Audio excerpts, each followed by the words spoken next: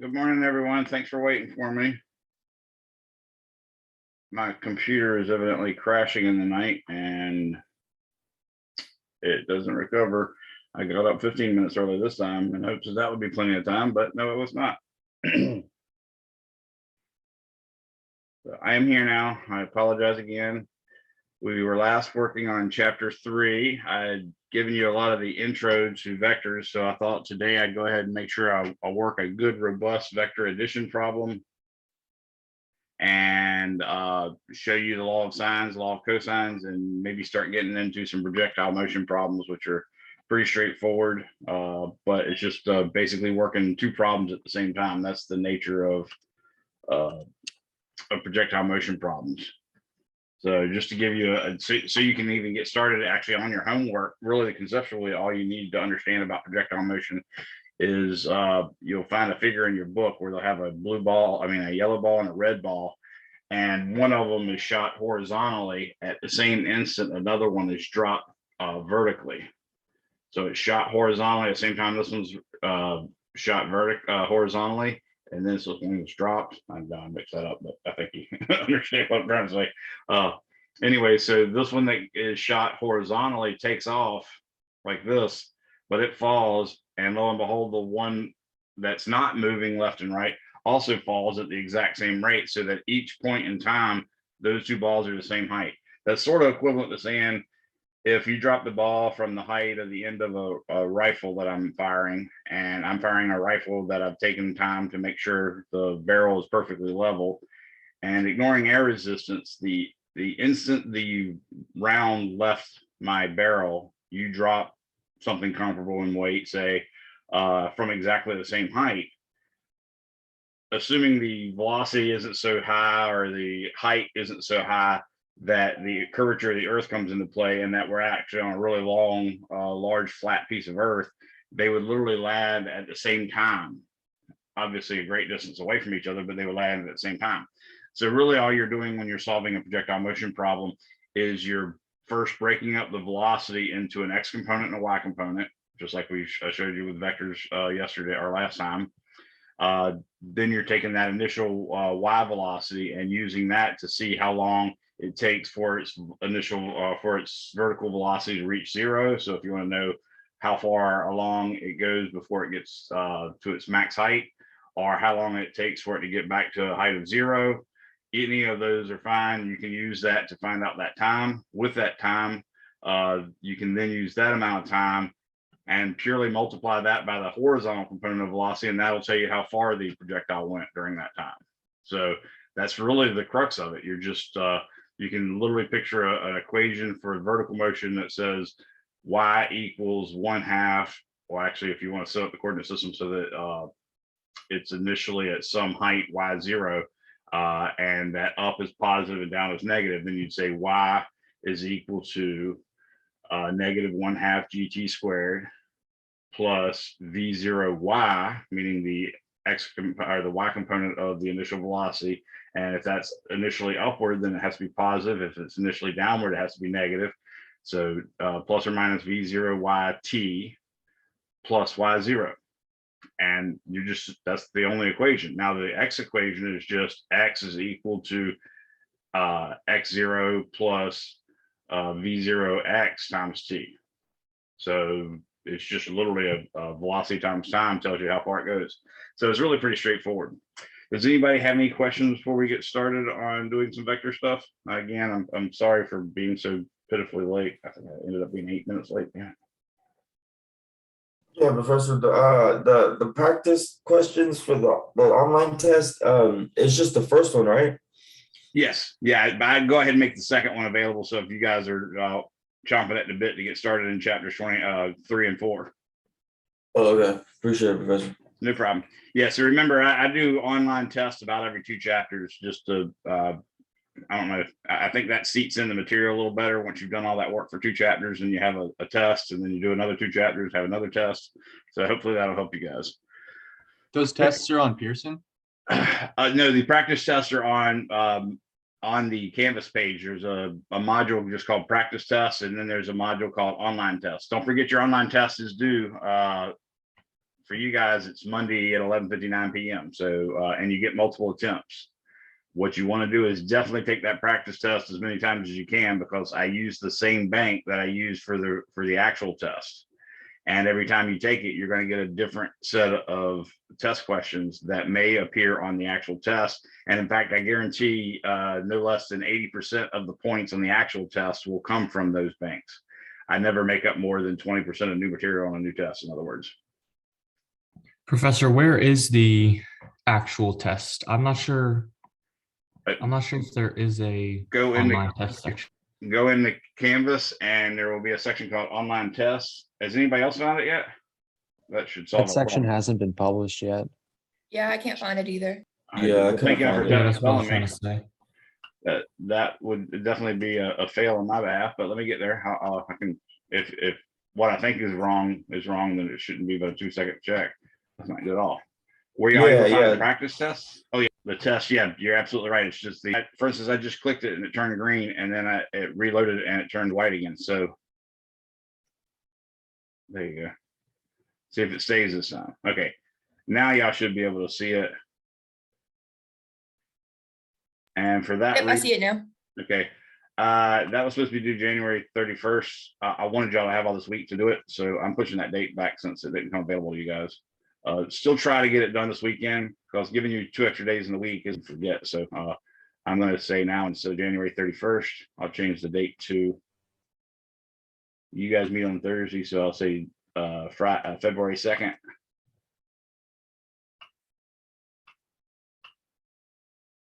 February 2nd. Okay.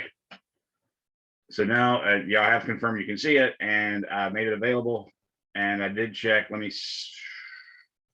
do edit again. I want to just make sure the questions are in there. Sometimes when I copy a test over, it doesn't include the questions, which is that I've created for this test. And it just tells you, hey, grab these at random. All right, so that's cool. I just want to make sure that's there.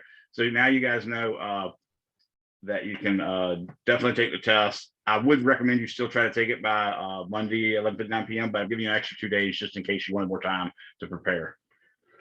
So, all right, now that we're done with that, we're actually in week 3, I believe it is.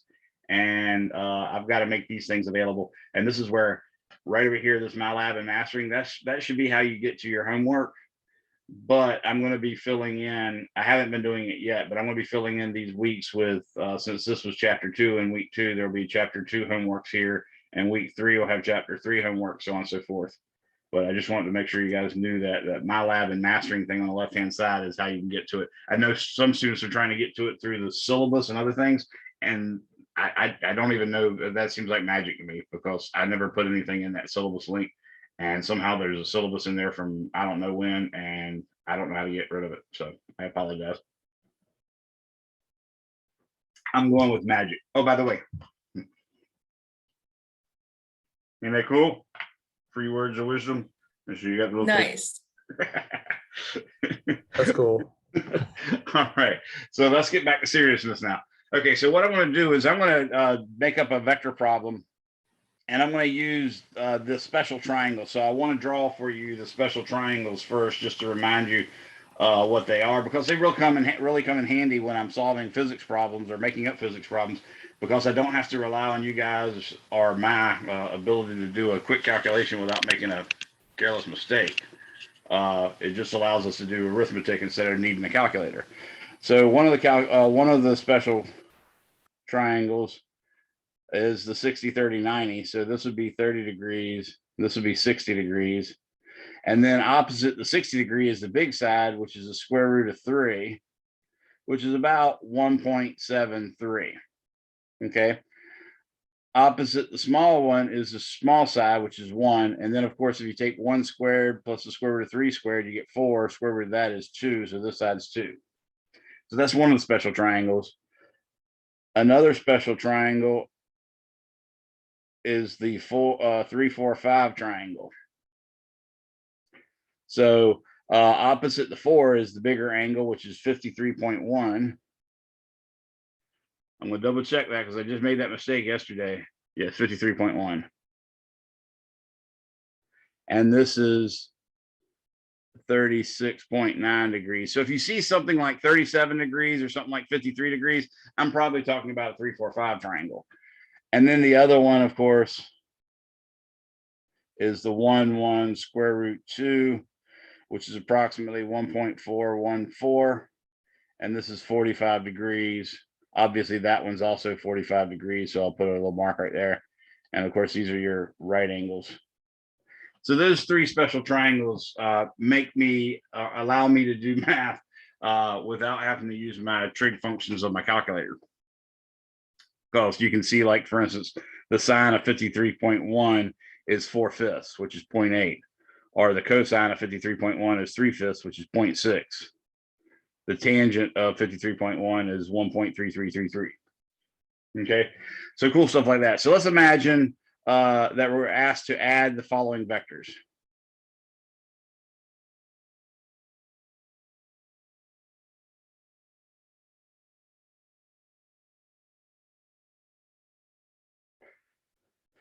So I'm going to say A is going to be, in fact, 20 newtons at, let's say, 30 degrees. B is going to be 25 newtons at, let's say, 36.9 degrees, let's say north of east, or excuse me, north of west.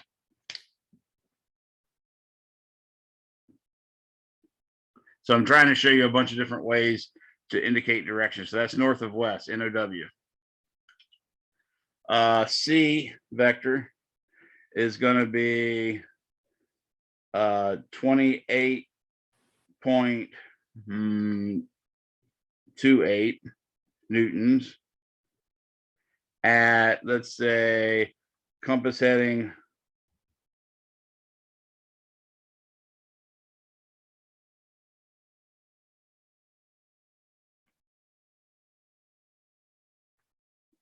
let's say 225 degrees. And D is going to be, let's say, 30 newtons at negative 53.1 degrees. Okay. So again, this is sort of like the world's greatest vector problem that well, at least the problem that I called that on my YouTube channel. I'm trying to show you all the different ways I can specify vectors. I'm actually also taking the time to make sure that they're all in each of the quadrants so you can figure out how to deal with that and recognize what components are what. And in general, what you can do is you can make a table when you have a large litany of them like this. You can also, and you should also, draw them in some sense. So I'm going to go ahead and draw these vectors. This is my x-axis. And what you got to remember when you do this, x is also east, y is also north. And with north, that means 0 degrees. And with east, that means 90 degrees. But x is also 0 degrees. And y is also 90 degrees. So that's the weird part that you got to remember. And then, of course, you have over here west and south would be 180. And west would be 270. Okay, so that's sort of the weirdness. So I'm going to try to draw these vectors kind of small because obviously I drew the graph small. But the first one just says 20 newtons at 30 degrees. When I specify nothing else, then that means you're using the typical math definition, which means 30 degrees, since it's positive, measured counterclockwise from the positive x-axis. So if I divide this up into 3, I basically get that's 30, that's 60. So I'm going to take this and call this A. Okay, so that's A, and it has obviously a positive. I like to use my red and green for vector components. Obviously, this is a positive y component. and this is a positive X component. So that's why I use green like a green light. Now B is 25 newtons, so it should be a little longer than this, but it's at 36.9 degrees north of west. So here's west. I got to go up 36.9 degrees. So maybe I do like this, and it should be just a tad longer than that one. So I'm going to say that's 36.9 degrees. And now I can see with this one, the Y component is positive, but the X component is in fact negative. And that's also consistent with the sign things you learned in basic trig or pre-calculus, whatever you got to take. So does that make sense so far? Do those two vectors make sense? That's what we mean by north of west. West is here and I went towards the north. The next one is C. I should label that, by the way, that's B. The next one is C, and that was a compass heading of 225. Well, compass heading starts at 0, 90, 180, and then I have to go another 15, or excuse me, I have to go another 20 to get to 200 and another 25 to get to 225. So clearly this one is 45 degrees this way, and its length is supposed to be 28.28. So it should be a little longer than that one. And that's vector C. And I think you can see from this one that both components, the Y component and the X component, are negative for that guy. And now I draw the last vector D. Go ahead. I'm a little confused on why, because for this one you started at north and you did it from there, but for A you started from east and went up. Is there a reason behind that? So notice the difference here. This says just a plain angle. When they just give you a plain angle, they're saying, hey, refer to your math knowledge, which is everything's measured from the positive x-axis counterclockwise is positive and clockwise is negative. This one says it's a compass heading. A compass heading is 0 degrees when you're north, it's 90 degrees when you're east, it's 180 when you're south, 270 when you're west, and back to 360 when you're north. So that compass heading word is what made the difference there. All right, thank you. No problem. And then D is 30. That's supposed to be even longer than this one. So I'm going to say maybe like this. And I forgot to even check what the angle was supposed to be. That's supposed to be negative 53.1. It looks like I chose not a bad setup though. So that's 53.1 degrees. Notice it said negative. Again, it didn't have words like NOW or compass headings or anything like that. It just had the angle. So that means we're referring to math. It has a negative sign. So that means I want to go clockwise from the positive x-axis. So I'd measure down this way. So with this one, you can see that the x component is in fact positive, but the y component is in fact negative. So you don't have to spend all this time doing this every time, but you definitely need to think this process out and then use this process to figure out what the signs are. So when you have a litany of these things like this, what I recommend you do is just say, here's your vector. Here's the magnitude of your vector. Here's the direction of your vector. So I've got 4 vectors to add. I want to find the resultant. So I want to add a fifth row. Magnitude is here. Direction is here. And I'm going to say X component. And I'm going to say Y component. And this is the resultant. You don't have to make a table, but sometimes people really need that to make it seem a little more reasonable to them. So by all means, use it if you want. Don't use it if you don't want. I find it normally takes a lot of time to write all this, so I don't necessarily do it myself. But if I'm doing like 3 things at once, then I definitely do this because I got to keep myself smart. Okay. What I'm going to do is when I put my magnitudes in here, I'm going to put them all measured with respect to their nearest axis, which is sort of what I've got drawn here anyways. So I'm going to say this one has a magnitude of 20 newtons. And by the way, I'll put the unit in there so I don't have to write it here. There's 20. And then that direction, of course, is just 30 degrees. And then the X component and the Y component are both positive. So I'll go ahead and put those signs there. Because you're going to force these signs, and you're only going to take these angles. You're not going to take and find out what the angle is all the way from here, and then use your trig functions, and it's going to give you a positive, negative. No, because that's always going to make errors. This quadrant specifically is notoriously bad for making errors because both of them are negative. So the tangent is, in fact, the negative of the tangent is the same as the positive of the tangent. So you end up getting these weird problems where you end up dividing a negative by a negative, get a positive, and you don't realize the two components are supposed to both be negative. So little stuff like that has taught me over the years to just make my component directions initially. So B is going to be a 25 Newton, and that one appears to be at 36.9. And then, of course, I see that one has a positive Y component and a negative X component. So I'll put I'll put negative X. And now that I've written it in there, it's trying not to go away. And positive Y. Vector 3, which is C, is 28.28. I'm going to assume all these are 4 sig figs, even though I only wrote them with like 2. That 28.8 has a direction of 45 degrees relative to its nearest axis. I can see both of these are negative, so I'm going to put a negative and a negative there. And then the last one is 30 newtons, and that one is at 53.1 degrees.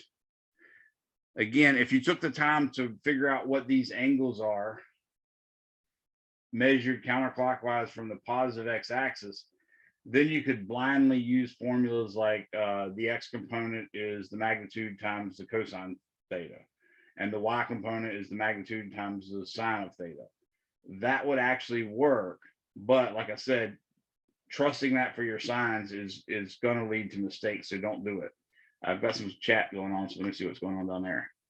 Okay, what does the word say in the first column? Yeah, vector, magnitude, direction, X component, Y component. Yeah, this is just vector, meaning the name of the vector. I was just going to write V, but I realized y'all probably needed a word to understand what I was doing. So yeah, that's vector. Sorry about that. A little bigger. All right. And this resultant here is the sum of all of them. That literally means R equals A plus B plus C plus D. Okay. And you're actually going to do something, you know, by combining all these, you'll get the X component of the new vector and the Y component of the new vector, and then you'll do some stuff to fill these in. So for part D, though, by the way, vector D, that's 30 newtons at 53.1. That had a positive X component and a negative Y component. Does everybody agree that my signs are correct now? It looks like they're correct. So I can immediately say, okay, well, this is 20 and this is 30 degrees. I refer to my triangle there. The X component is in fact 30 Newton, or excuse me, 20 newtons times the cosine of 30. I can see that the cosine of 30 is in fact 0.866. So 20 times 8.866 is 17.3.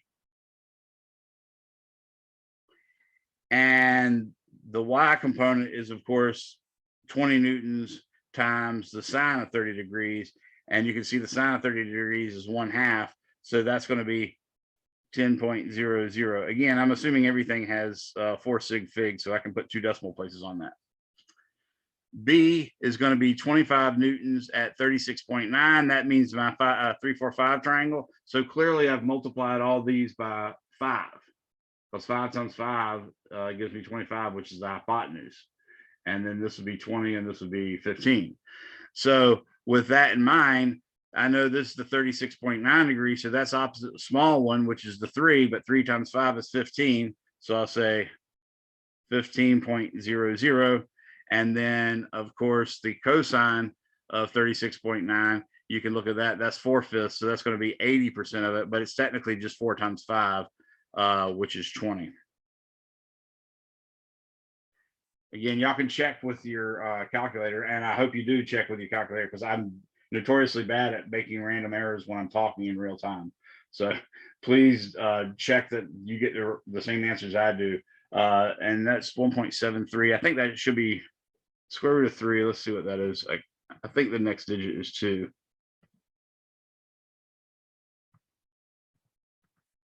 $1.732. Yes. So I should write this as 732. Okay. Now the next one is 28.28 at 45 degrees. Okay. I can see already that that is 20 times the square root of 2. Because 1, 4, 1, 4 would be 10 times the square root of 2. 14.14 would be 10 times the square root of 2. So this is 20 times the square root of 2. So really, I'm just multiplying these things by 20. So I can automatically say that this is 20.00 and this is 20.00. And then finally, the 30 newtons at 53.1. I look, and 30 is obviously 6 times 5. So I got to multiply 6 by both of these. So when I go to take the X component, that's obviously the shorter of the two. So that's going to be 3 times 5, or excuse me, 3 times 6, which is 18.00 newtons. Oh, I don't need to write newtons in there. I've already got it on all these. Okay, and the other one is the Y component, which you can tell is the bigger of the two. So that's 4 times 6, which is 24. Okay, so that's by using these special triangles, I've managed to avoid waiting on you guys and myself to do calculations of sine of 30, cosine 30, and we we know stuff like for instance, the sine of 30 is 1/2. Everybody, of course, knows that, but maybe you don't remember them always quickly. So this allows you to do all that. So now what I do is I just add the X components. So I get, well, this is where arithmetic becomes my enemy. So I'm going to do 17.32. Has anybody found any errors in this so far before I add all this up?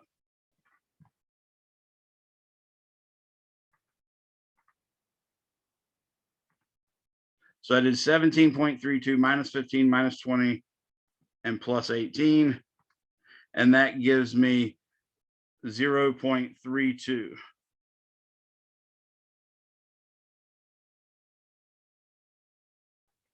And 0 for extra sig fig that I don't need. Okay.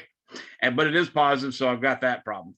Now, this one is the Y component. So I'm going to add it. I'm going to say 10 plus 20 minus 20 minus 24. And this one gives me negative 14 point, whoa, negative 14, not 44. 0, 0.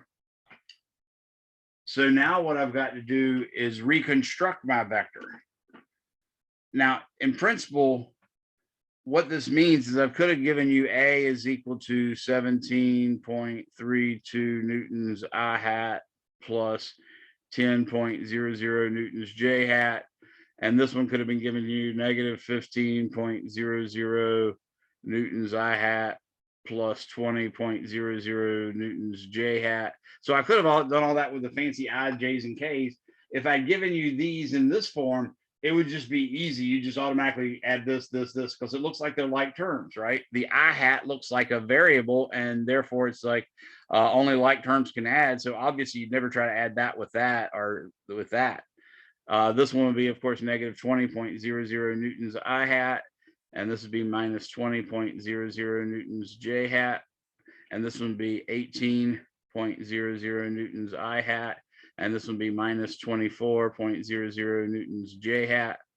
And then you could actually say, well, obviously the vector is 0.32 newtons I hat minus 14.00 newtons J hat. That is the actual resultant vector. But if I give you vectors in these type of formats, I expect it to come back as magnitude and direction format. Okay. If I give them to you in these, then I will specifically accept it back in this method. Okay. Luckily, most of our tests are going to be multiple choice. So you'll have a right answer and the other answers being wrong. So that won't be a problem. But generally speaking, always return the vectors in the same form that they were given to you in. So now what I'm going to do is use these components to reconstruct my vector. So the way I do it is I'm going to take and draw a little XY axis. So here's my X axis and here's my Y axis. And this has a very small X component.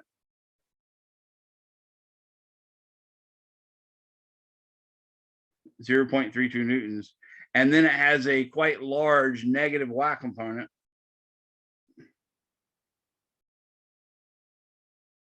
Which is negative 14.00 newtons. Okay. So that's, Professor, yes. I'm pretty sure, I don't know if I wrote down a wrong number, but I got negative 2.68 for my X value. For the sum of all these, you mean for the sum of all the X's? Yeah. Okay. Did anybody find 17.32 was wrong?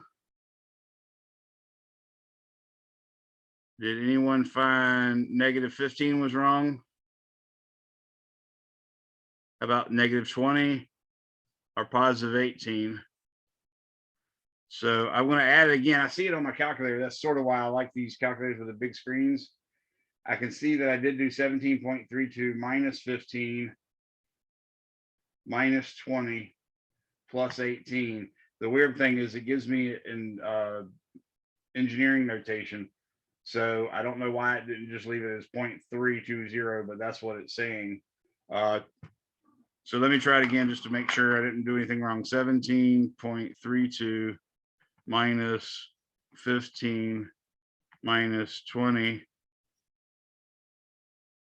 plus 18.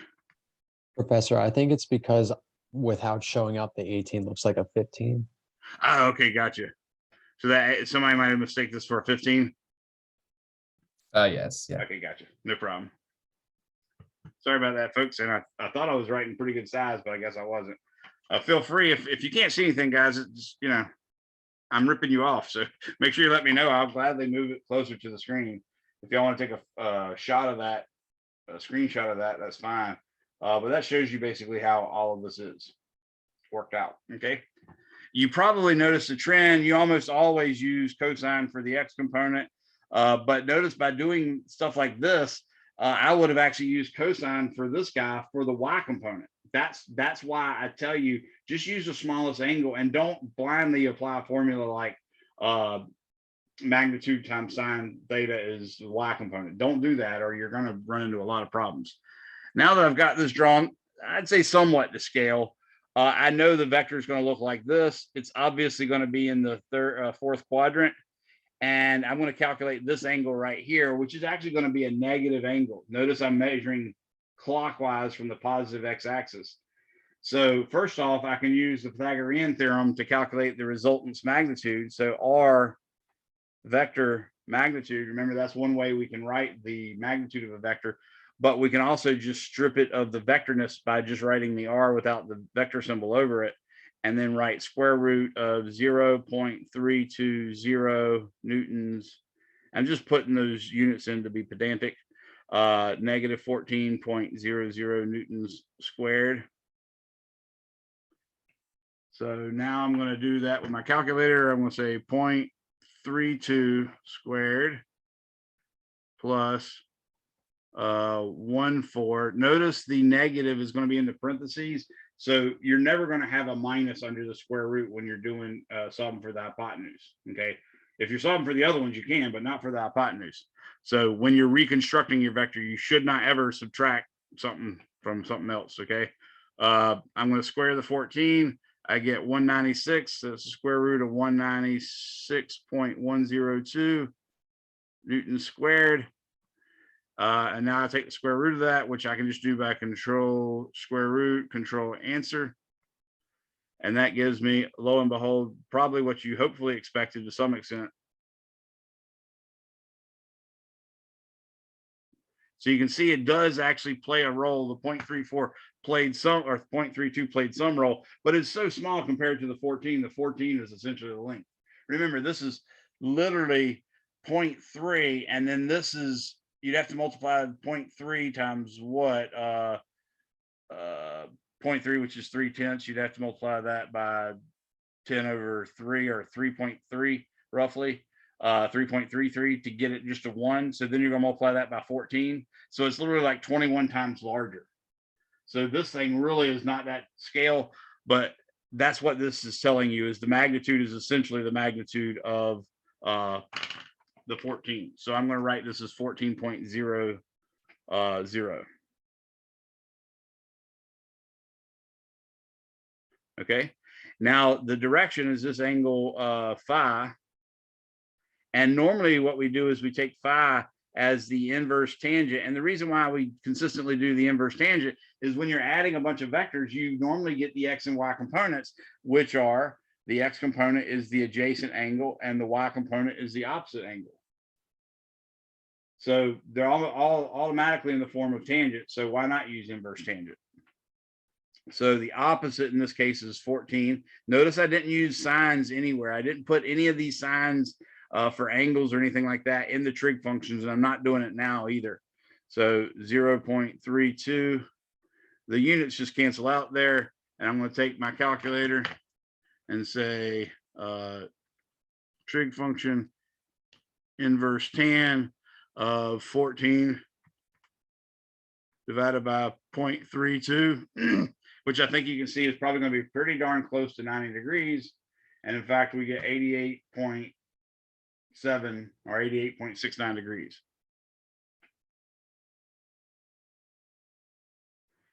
So if I want to write this as just a numerical value, then I need to write this as negative 88.69 degrees. Because remember, we measured it clockwise, and that's the definition of a negative angle. So our vector r, which equals 0.32 newtons I hat minus 14.00 newtons j hat, is actually equal to 14.004 newtons at negative 88.69 degrees. R, it's 14.004 newtons at 88.69 degrees. In that case, I would say it is south of east. You could also use your compass heading, and I could say it's 14.004 newtons at compass. And the compass reading for that one would be 90 plus 88.968. So that'd be 178.69 degrees, because you just add 90 and then the 88. So that's 3 different ways we could specify, or 4 different ways we could specify the resultant or the answer to that addition problem. Anybody have any questions on that? I have a question about the I and J notation. Yes. I don't understand why, like, we use that per se. It turns out that that's really the I, J, and K are actually what we call a basis in 3-dimensional space. So ideally, what you'd like to have is some way of expressing a vector with it already broken up into the shadow in the x-axis, the shadow on the y-axis, and the shadow on the z-axis. So we have these I, J, and K set up that way, and they're literally defined to be 1 unit. Again, that number is just 1 unit, so it's actually a pure number. 1 unit in the positive x direction is what I hat is. 1 unit in the positive y hat direction is what j hat is, and then 1 unit in the positive z direction is what k hat is. Sometimes people use x hat, y hat, and z hat. That's perfectly fine as well.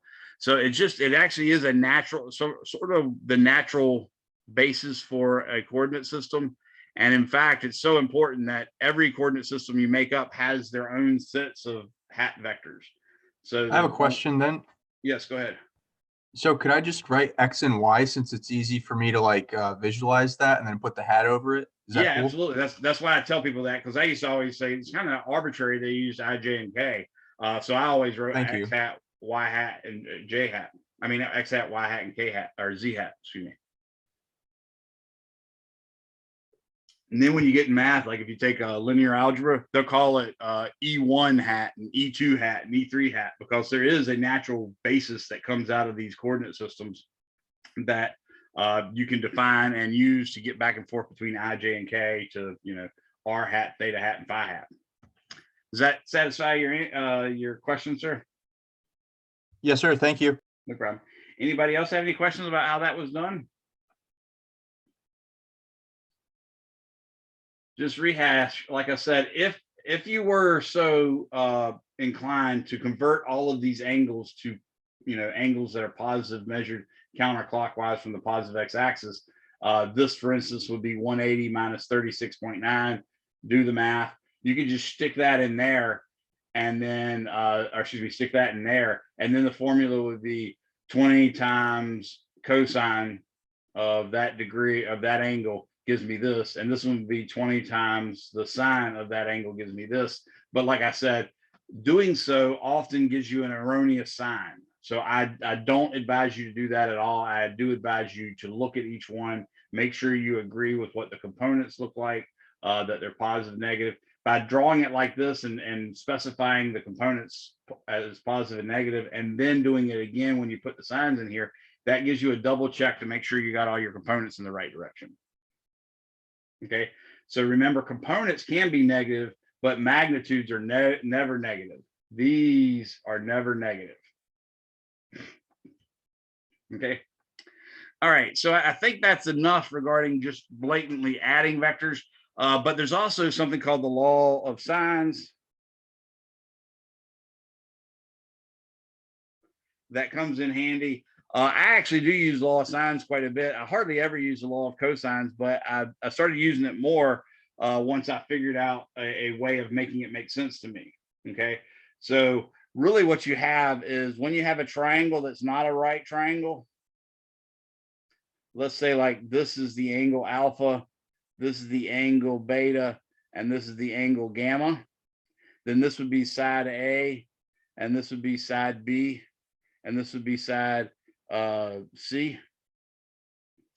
Then you could write A over sine alpha is equal to B over sine beta, and that's equal to C over sine gamma. You could write it with the sign on top or the sign on the bottom, doesn't matter, but that comes in handy to get magnitudes of sides of triangles that aren't right triangles. Okay, so that's the law of sines. Feel free to use that as you wish. Remember, you still got issues with components being positive or negative, but that diagram and everything is fully self-explanatory. The law of cosines, and I don't even write it down initially because I want to derive it for you in some sense that hopefully it makes sense. You guys have hopefully experienced a dot product sometime in your life. For instance, A dot B. So that's one way of multiplying vectors, a vector times a vector. This is called a dot product.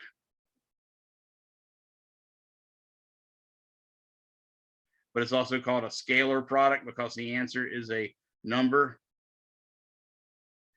And one formula for that is the magnitude of A times the magnitude of B times the cosine of the angle between them when they're tail to tail. Okay, so that's really nice. There's other ways to express it. Of course, you can find it's AX BX plus AY times BY, meaning the components multiplied, like components multiplied by each other, and then the products all added. That's another way you can compute it. Okay, so a lot of times in physics, we'll use this way of computing it, and then we'll set it equal to that, and then we can find the angle between them that way. So if you're wanting to specify the angle between two bonds, for instance, in a molecule, you could do that. So that's the dot product. Now, let me look at the same triangle here. Let's say we have something crazy like this is vector A,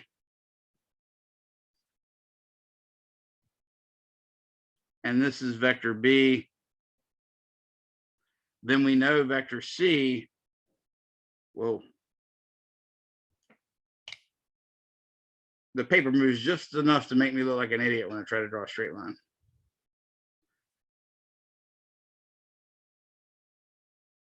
This is the vector C, which equals A plus B. Does everybody see that?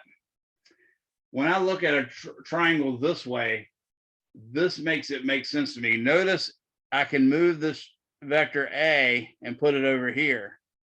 And then I know this angle right here is the theta that we're talking about in it. Okay. Now, if I say C is equal to A plus B, then I can say C dot C is equal to A plus B dotted with A plus B. Well, that C dot C is just C times the cosine of 0, which is 1. So that becomes C squared is equal to A dot A, which is A squared, A dot B plus B dot A, they're the same. So that's plus 2A dot B. And then B dot B is B squared. So I'm now at the point where I can say C squared is equal to A squared plus B squared, which looks like the Pythagorean theorem. But I now have this extra part, which is plus 2AB cosine theta. And now you know exactly which angle to use. You've seen the law of cosines with a negative here. And of course, that's because they're using a different angle theta. But now you've got a brute force way of always figuring out what the law of cosines is and being able to employ it, whether you know your all your trig identities or not. So that's what I found super helpful when I was doing trying to make sense of the law of cosines. So feel free to use that. There's actually no time you ever have to use it in physics. There's always a way around it, but often using it is a way easier than avoiding it. So any questions on that? All right, I'm looking at the chat now, see if I missed anything else.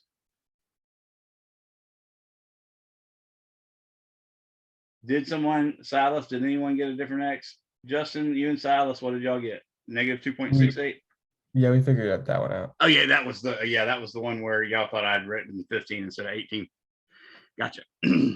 All right, so that's a really good, I think, comprehensive piece of work on vectors in general. We've covered, for instance, what happens when you multiply a scalar by a vector, what happens when you multiply a vector times a vector with a dot product. Later, I'll get a chance to show you what a cross product is, which hopefully y'all covered that in your pre-calc, but if you didn't, it's not a big deal. We're going to teach it to you.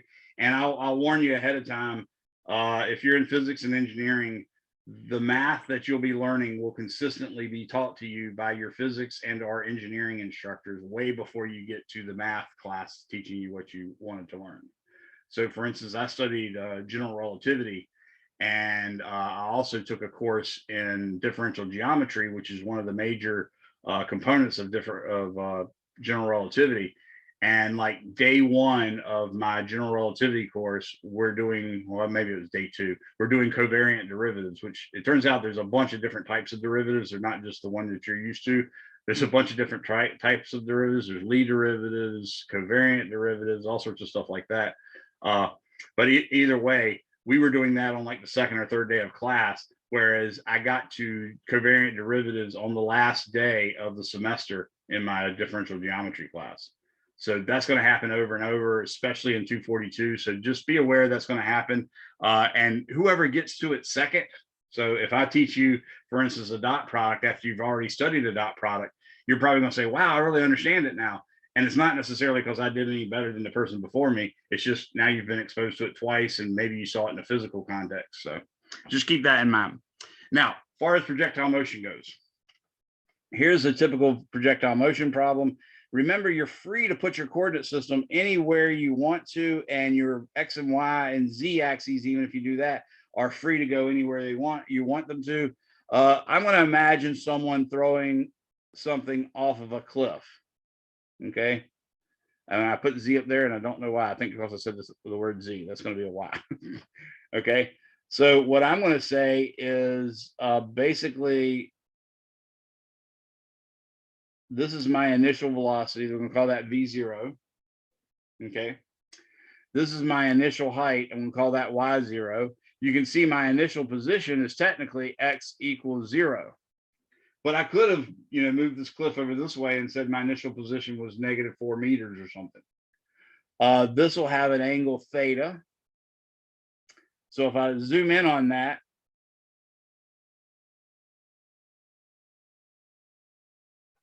I'd see that the angle theta right here, again, using for this specific case, I have a positive X component, which is just V0 cosine theta, and I have a positive Y component, which is V0 sine theta. That's what we call V0 sub Y, and this is what we call V0 sub X. Does that make sense to everyone?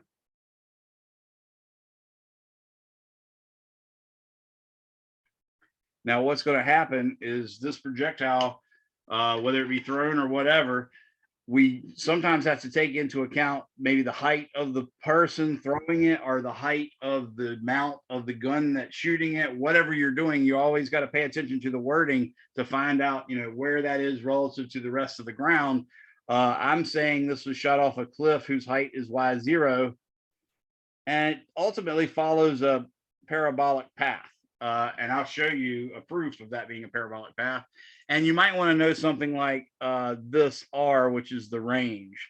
And it's not technically the range. The range is really how far it goes when shot from a horizontal projectile site at the exact same altitude as another one. So it's the max distance it can travel. This is the max height.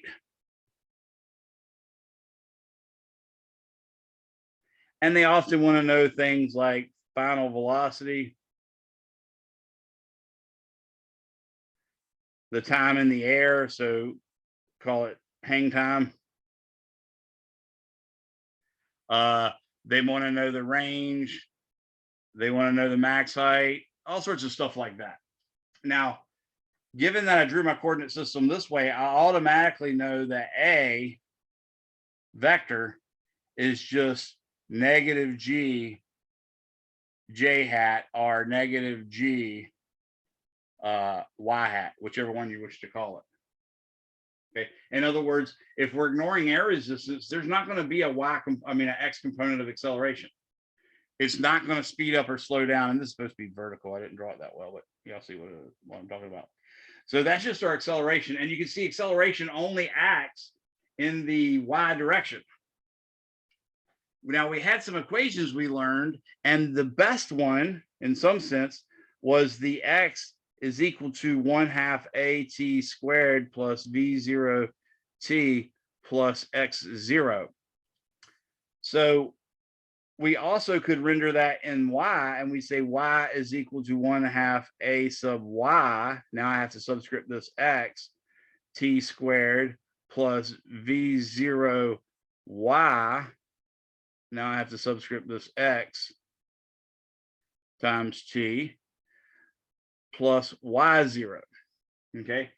By no longer using X as a generic variable, but using it specifically as the horizontal variable, when there's in actuality a vertical variable as well, I had to put subscripts on that to make sense.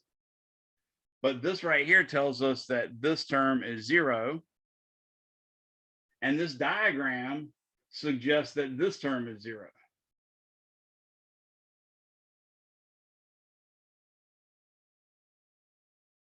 It suggests also that this right here is negative G, and it suggests this is V0 cosine theta, and this right here is V0 sine theta. And this is the height of the mountain or the cliff.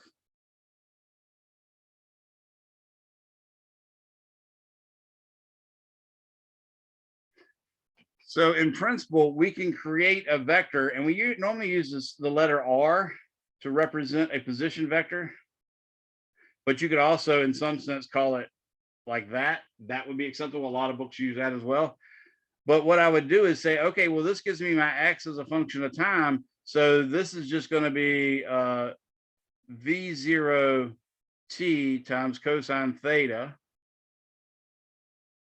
I hat. Again, you could use x hat there as well. I'll say plus negative 1/2 gt squared plus V0 t sine theta plus Y0, and all that will be times j hat. And that fit in there kind of narrow, but sine theta plus Y0.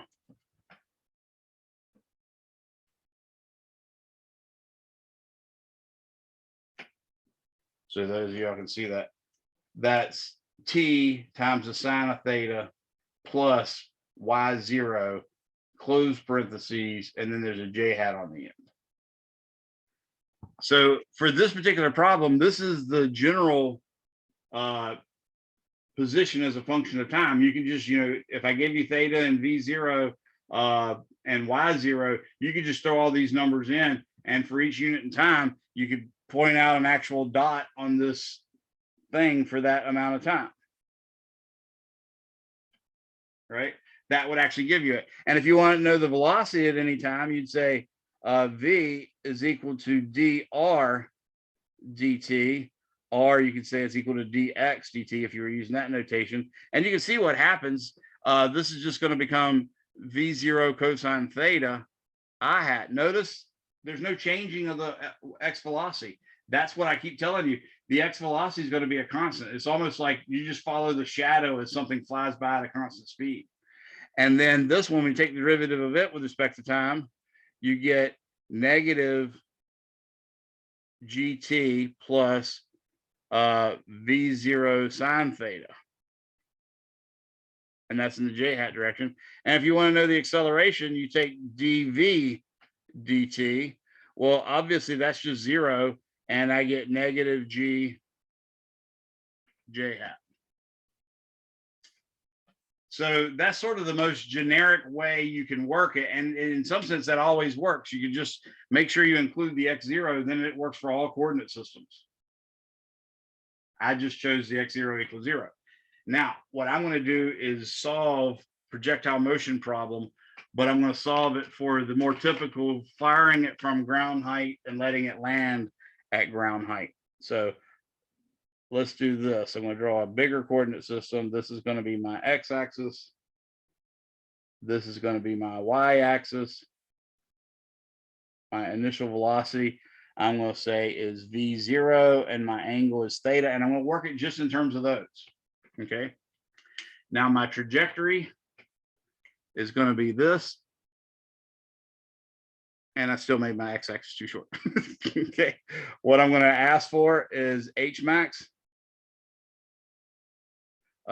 T at H max. T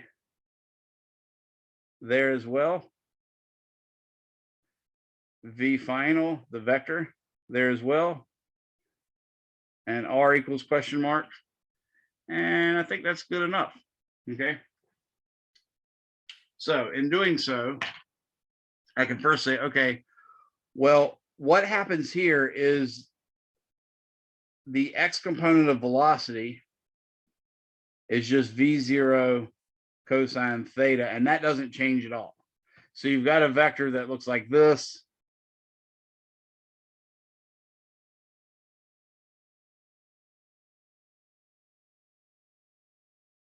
Right, initially.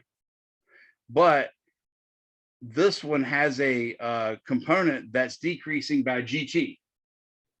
So a little time later, that y component is smaller,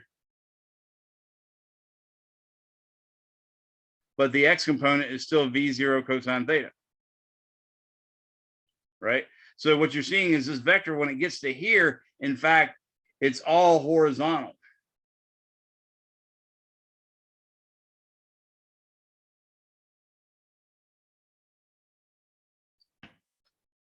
And then as it goes on further, then it becomes a negative y component, and that negative y component gets larger and larger by amount gt. So if I want to find out how long it takes for it to get to the height h max, then I have to take the y component of velocity and set it equal to 0. And then once I find that time, I can use that to find out the actual height that it went. So let's first off find t at h max. I know my equation is v0 sine theta minus gt for v0, or excuse me, v y of t. Just like I had over there, it's going to be equal to v0 sine theta minus gt.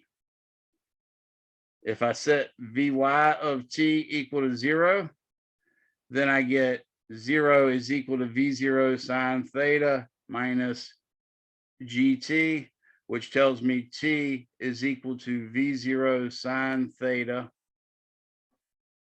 over g. That's t at h max. So that's how long it takes to get to its max height. Notice from symmetry, well, tell me this, from symmetry, can you think of how long it's going to take to get from the max height to the ground height again, given that this is all horizontal?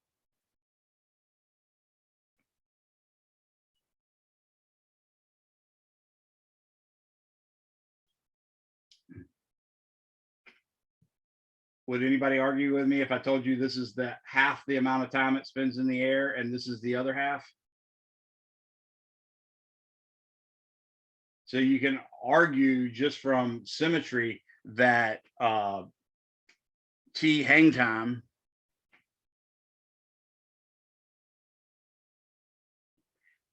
is equal to 2 v0 sine theta over g. And that's actually true, okay? You can prove it more vigorously as well, but I'm just telling you that that is what we ultimately get. And you know, don't shun symmetry when you don't have to. Okay, so we've got two of the variables already. Now what I can do is find out what is y of t at h max. Well, I want to know what the y equation is. Well, we know what the y equation is. It's -1/2 gt squared plus v0 sine theta times t. You can see why I normally write the v0 and the t next to each other. Otherwise, it looks like theta and t are taking the sine of. And then plus y0, which I'm taking as 0. So all I have to do to find y at t at h max, which is actually the max height, so that's actually h max, is I just got to put that time in there. So I'll say -1/2 g times v0 squared sine squared theta over g squared plus v0 sine theta times v0 sine theta over g.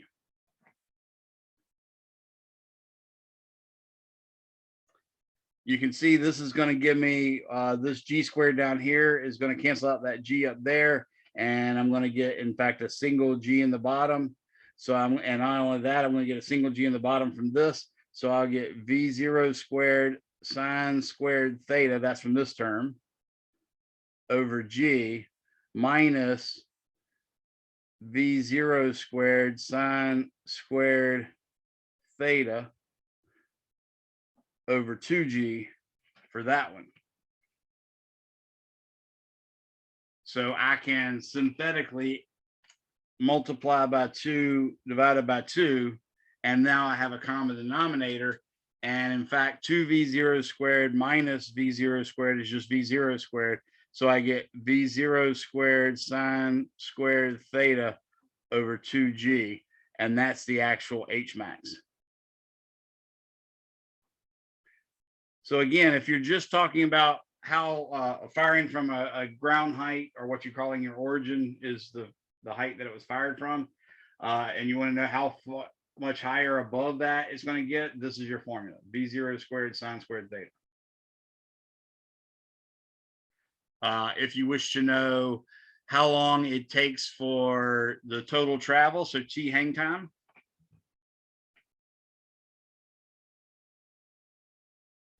well, that's just y of t equal to 0, which I think you can see what's going to happen. I'm going to use my same y of t that I used here. I'll say -1/2 gt squared plus V0t sine theta is in fact equal to 0. That looks horrible. That looks like, oh my gosh, quadratic formula, but it's not. Because look, you can factor out a t, and then you get -1/2 gt plus V0 sine theta is equal to 0. Well, this makes perfect sense. One case is t equals 0, like duh, that's the time that it left the ground, and the other case is setting this equal to 0, which is 0 equals -1/2 gt plus V0 sine theta. So you can immediately see, as I told you earlier, we're going to get this result right here. But when you solve this, you'll see that you get T hang time, which I just abbreviated HT just because I got bored with writing all those letters. So T hang time is going to in fact be V0 sine theta over G and then times 2. So now I've confirmed that.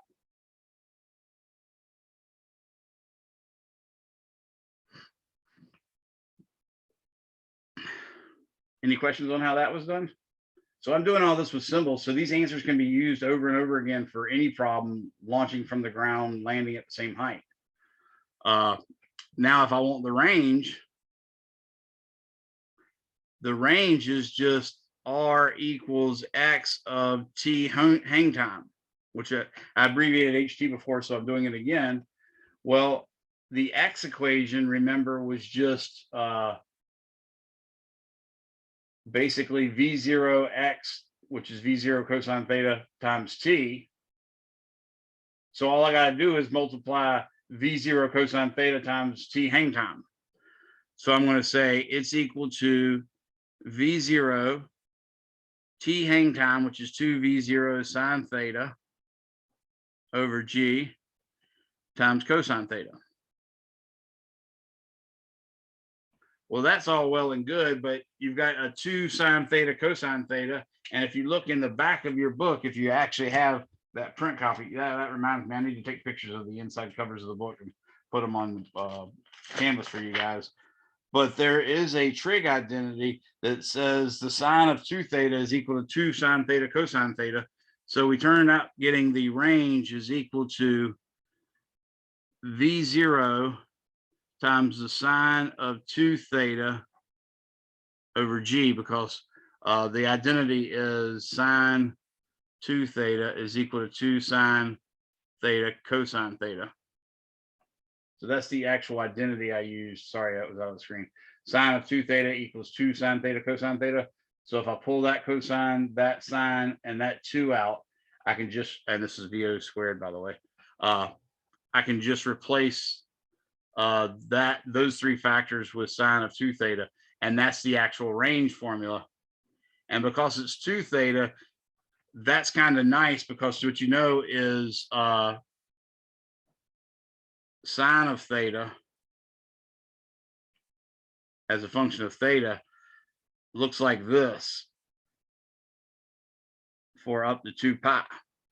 But we're only going to go, in fact, up to pi over 2. But when you graph sine of 2 theta,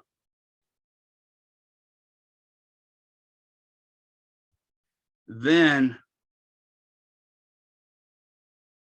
you get that for pi. So we're only going to study up to here, but you see for any given height, you get 2 different values of sine of 2 theta.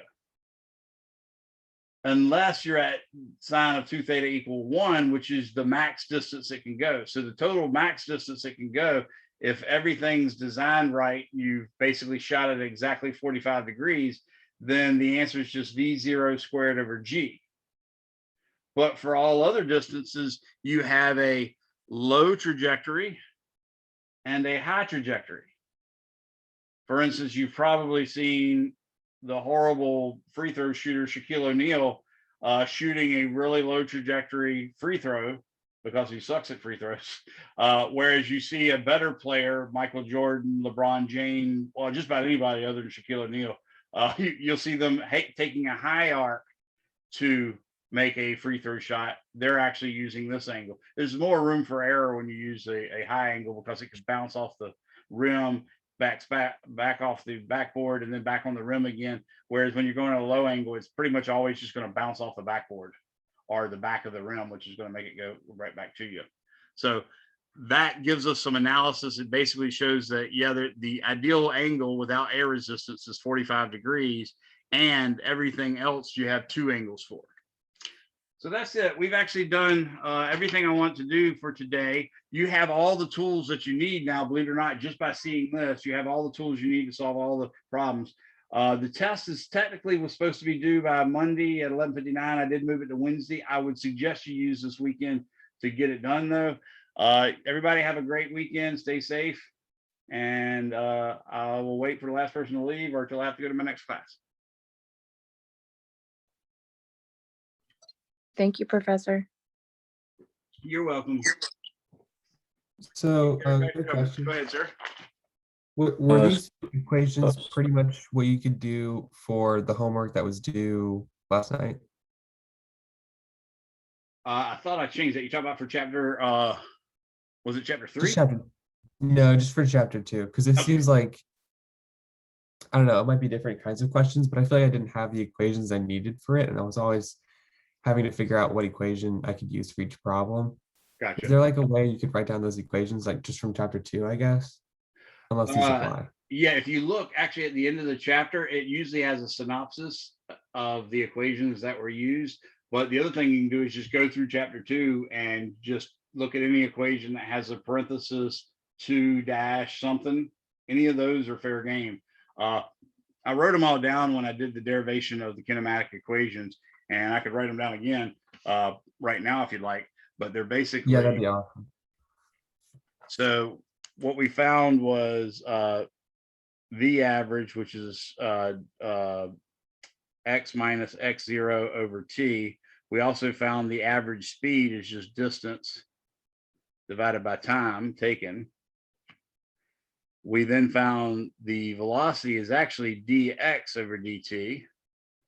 And that allowed us to get v equals v0 plus at.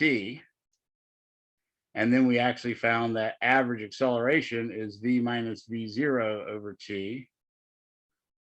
But that led us to the conclusion that acceleration in general is dv dt, which allowed us to get x is equal to 1/2 at squared plus v0 t plus x0. And then if I solve this for t and plug that t in here and here, I ended up getting v squared is equal to v0 squared plus 2a x minus x0. So that's all the equations really. And the x is always distance, right? Yep, Yeah. That's great. Thank you so much. no problem.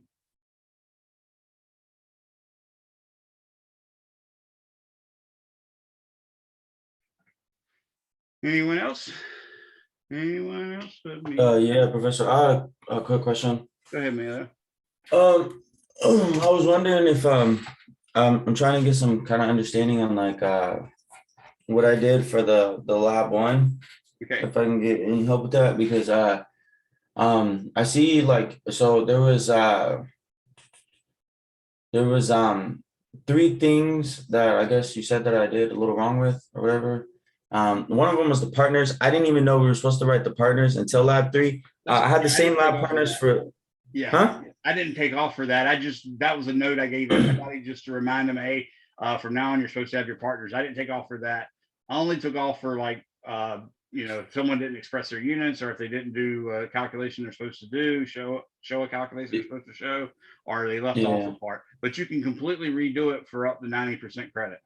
Yeah, I'm trying to figure out what I did wrong. So one of them was the circumference and diameter should have 2 decimal places. There was one of them that I didn't put 2 decimal places on that. Like there was what was it? We had like 1, 2, 3, 4, 5, 6, 7, 8. There was like 10 because you have 5 things that you did. One of them I think it was the first one that I did. I kind of just spaced and didn't do it. Right. And then there was I needed to show calculations for pi, something else. Yeah, that was basically And an calculation average? by was one showing of a calculation where you took the circumference in centimeters and divided it by the diameter in centimeters. Okay, so you said Every that, and then calculation you do, you have to do show one of them in it.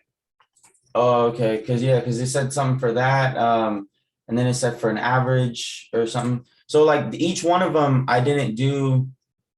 I did one equation for each, but all I did was for the percent difference, the percent error, and I did one equation for the other percent error. But I guess I didn't do it for the best estimate of half gram, and I just did it for the percent. Like you did have to calculate averages several times in there, so I wanted at least one calculation of an average as well. So every type of calculation you do each lab you're expected to do a sample calc of that. Okay. That's why I took off, and I made sure I listed those things in the feedback I gave you. So just make sure you do those in the future, but you can also correct all those things, turn them back into me. And if you do it all right, I'll give you a 90 for that assignment. Okay, appreciate it. I'll try to do that this weekend then. No problem. Yeah, it's wouldn't be due until next week, but go for it. Okay, for sure. Wait, so how long do we have to do corrections then? It's got to be turned in at the same time as the next lab. So what, Tuesday at 1:30? Okay. I appreciate it, Professor. Thank you. Thank you. And how much does that apply? How many points would that be? Because I'm at a certain grade too. I'm not sure like Yeah, what grades. Basically, I'm going to drop one lowest lab grade usually. So you could choose not to do it, but if you got a chance to get a 90 on one, might as well do it. But if you got a 95, there's no reason to redo it. So you can't get any more than a 90. Yeah, and redoing it. Okay, gotcha. Thank you. No problem. Professor, did you receive my lab 1 revision? Your lab, revision? Yeah. I saw that you put comments around like 4:20 and I submitted the revision like 10 minutes later. Okay, gotcha. Yeah, it's there. So you're golden. Okay. Did you review yet, or have you I not haven't gotten to reviewed it? it yet. No. Okay, no problem. Jonathan, I gotta make sure I put your name. It's Carr, right? Yes. Gotcha. All right. Anybody else? Yeah, I have one more question, Professor. So you know how with the test, you have it on there that we get 3 attempts at it, right? Right. So you actually pushed this one back, and since we haven't really been in person and stuff like that, and we're kind of doing this online and stuff, right? Right. I want to try to give it I honestly don't know what I'll get on online quiz, but let's say I gave it 2 shots, right? And I was struggling hard, right? Right. When we go in on Tuesday, you know how we have like that hour and a half difference between the lecture and the lab? Right. Right. If because you actually have the test where it's not due until that night. Right. Yeah, If I ask you questions or try to get some kind of understanding in between that lecture and lab, is that okay? Yeah, If I struggle with the test? Yeah, I won't answer specific questions that are on the test, but I'll give you something similar and answer a question like that if you want. Yeah. No, yeah, I don't want you to take the test for me. I'm trying to figure out like if so I could do examples with you or anything that I'm struggling on. Something you might want to do too is whenever you run into a problem you're having difficulties with, look in the chapter that's from, look at the problems in the back of that chapter, specifically the odd ones, and see if you see a similar problem, because that'll have the answer in the back of the book. You can trial and error with that until you get the right answer, and then you can go do the one on the test. And that's the way I learned a lot of physics myself. So, Okay. all right.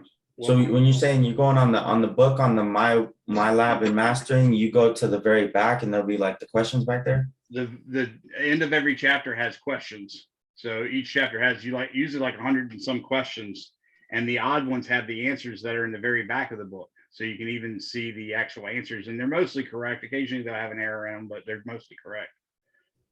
Okay, appreciate it, Professor. All right, I gotta go, folks. It's time for my next class. Y'all have a good one. You too. All right, you too. See ya.